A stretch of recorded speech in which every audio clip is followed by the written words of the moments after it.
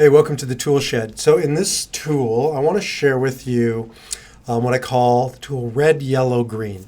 So this is one I use in counseling. I use it in my own life too, but it's a specifically helpful counseling tool. I got this from somebody else. Maybe it was my guy, my guide, my coach, my therapist. But the bottom line is it works. It really is a practical tool you can use when you're feeling overwhelmed, when you're feeling anxiety especially. It can work in any situation. But let me tell you what it is. So I work with a guy named, we'll call him Steve. Steve is made up, so you don't know who he is, but Steve has a tremendous amount of anxiety. For the Enneagram types, he's an Enneagram 1. So the perfectionism, sort of an OCD quality, and everything can become big real quickly. And oftentimes it's around, he's a self-preservation type. That's sort of an instinct in the Enneagram. So that just means a lot of health cares or concerns. Now, I'm not built like this, so I can empathize, or I can sympathize. I try to empathize, but I don't know what it's like to be Steve, because every single scratch and nick and ache becomes beginning of the end kind of a thing. And he's done tremendous work in tackling these anxieties, and we've had to use a lot of different tools. And I would think this is one of the most successful I have seen with him. So what is red, yellow, green? One of the challenges Steve has is that everything becomes an all or nothing. It's an Enneagram 1 thing, but it's also, people who struggle with sort of neuroses. It just becomes an all. I can't delineate anymore. They lose the ability to discern what's a trivial, what's kind of substantial, and what's critical issue. And then they just can shut down. I know a lot of Enneagram 1s, and this isn't just for Enneagram 1s, just to be clear, but I know a lot of Enneagram 1s who shut down because they want to be perfect, and they can't be perfect. And so it just comes to a grinding halt under the weight of it all. Well, regardless of your Enneagram type, one of the things I do with folks like that who are wired in that way is to help them discern. In Kabbalah and Jewish mysticism, this is a spiritual practice. It's called hitbonenut.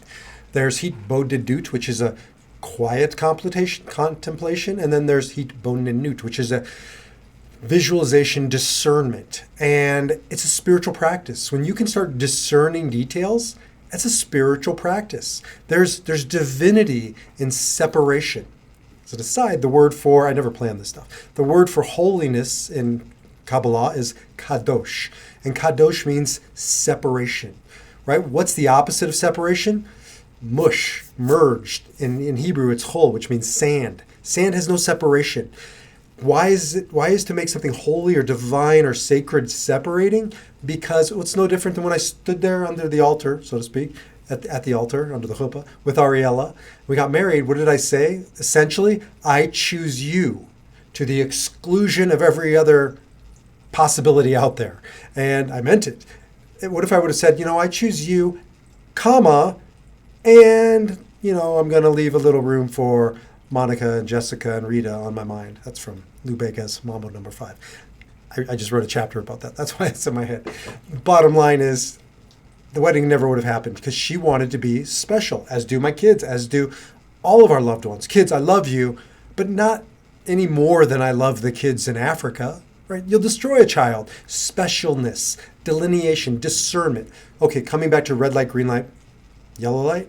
Sounds like Dr. Seuss. What does this have to do with anything? Because when I'm counseling somebody with anxiety, we have to get away from it's all red. They're seeing red. It's danger zone. It's, red flag. And every red just means emergency in our world. It can't all be. Right? You'll be crushed. Now, those times that it is, we're in real trouble. But I haven't met that many people who've gone through all red, professionally and personally, and mental health and spiritually, and all kinds of things around them falling apart simultaneously. So what we have to do is, whatever we're going through, start to categorize it, start to discern it, to separate it, so it's not overwhelming us, overtaking us. And that's the red light, yellow light, green light. So what do Steve and I do?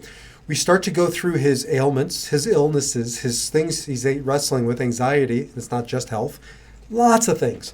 And then we start saying, okay, red is reserved for this shit is serious, and drop everything and get to it. And of course, yellow is this is potentially serious, potentially not. It can go either way. And green is doesn't mean it's easy. It means you got to let this one go, right?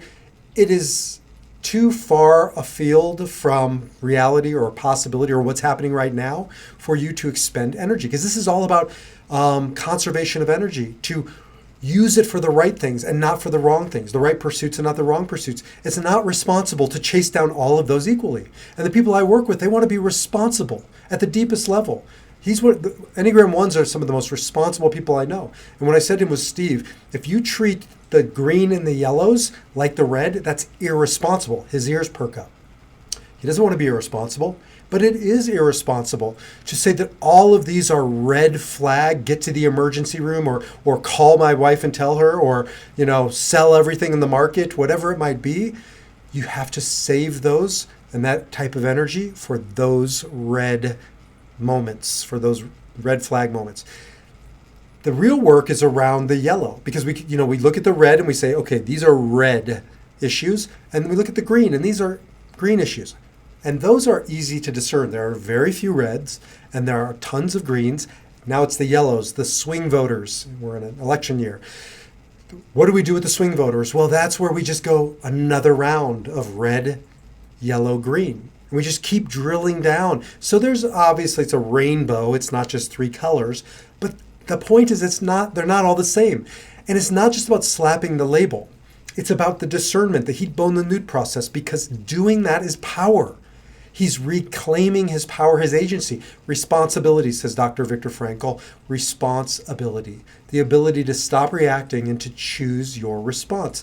And that's what Steve is doing. He's discerning, he's clarifying, he's owning his power, he has agency, and he's moving forward. And so by the end, we had 10 issues, and now, there's one red issue we got to deal with. There's 6 green, and I'm not good at math, there's 4 yellow, and those 4 yellow are not all equal. And so now we've actually rank ordered those, and he walks away going, okay, here's my green yellow, here's my yellow yellow, here's my red yellow. And he's got to get to the red yellows before the yellow yellows, before the green yellows.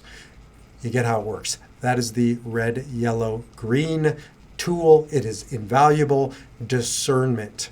Right? Going out into the world to have mastery over it. And that means no longer reacting to all the details and all the noise. Take back our power, your power, to choose your response.